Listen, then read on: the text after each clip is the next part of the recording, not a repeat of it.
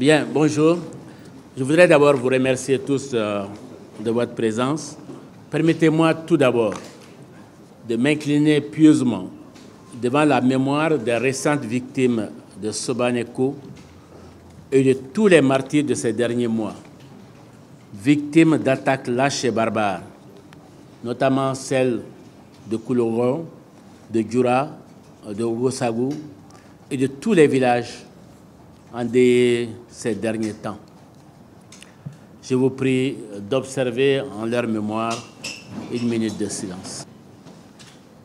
Merci bien.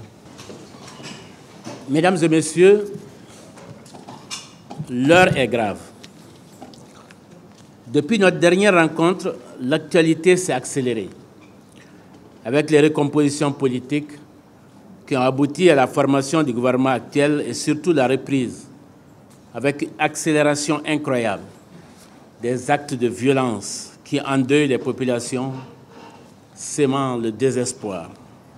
Les diagnostics tardifs du gouvernement en rajoutent à la confusion. Notre rencontre se tient au lendemain du drame de Sobaneko, mais aussi, coïncidence terrible avec la publication du rapport de la MINUSMA sur un autre drame, celui de Koulongo, qui stigmatise la faiblesse des enquêtes, l'absence de dialogue et la persistance de l'impunité. Notre rencontre coïncide surtout avec la publication du rapport du secrétaire général de l'ONU, qui se dit consterné par la récente multiplication des actes de violence dans le centre du Mali, actes qui touchent de plus en plus de civils, et demande aux autorités d'intensifier la coordination de leurs efforts afin de protéger les civils. Au cours du premier trimestre 2019, le rapport trimestriel publié avant le drame de Sobaneko fait le bilan suivant. 67 soldats maliens tués, 51 blessés, 4 casques bleus tués, 12 blessés, 43 combattants armés tués, 17 blessés, 333 civils tués et 175 blessés.